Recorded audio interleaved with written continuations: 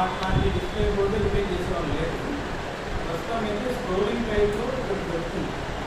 అంటే ఇట్లా స్క్రోల్ ఎట్లా ఉంటుంది, ఈ స్క్రోల్ అయ్యేట్లయితే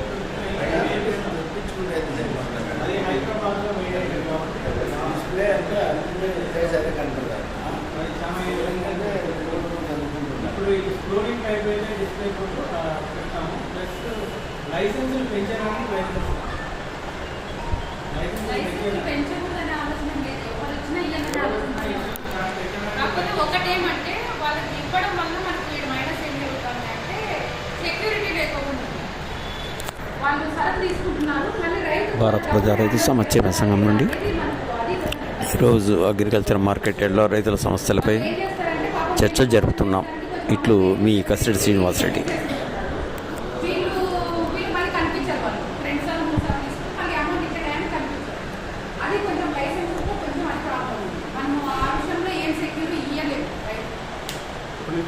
అట్లా డిపాజిట్ అని చేసి ఇవ్వడానికి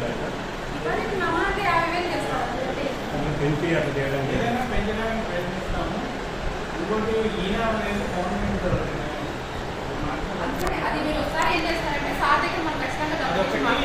మీకు ఈనాడులో రేట్లు ఉన్నప్పుడు వేస్తున్నారు.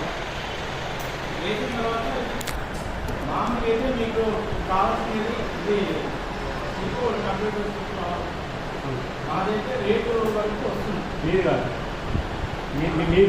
మీరు పెట్టేది మీరు కాదు.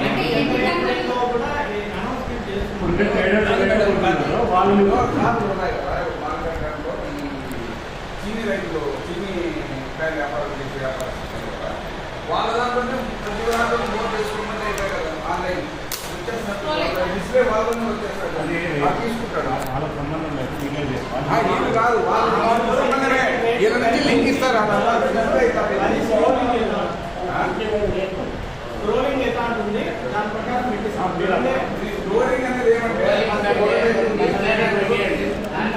భారత్ ప్రజా రైతు సంక్షేమ సంఘం నుండి ఈరోజు మార్కెట్ యార్డ్లో రైతులకు చీనీకాయల దాని మీద మాట్లాడుతున్నాము. వారికి మంచి రేట్ ఇవ్వాలని చెప్పేసి మేము ప్రభుత్వాన్ని కోరుతున్నాం.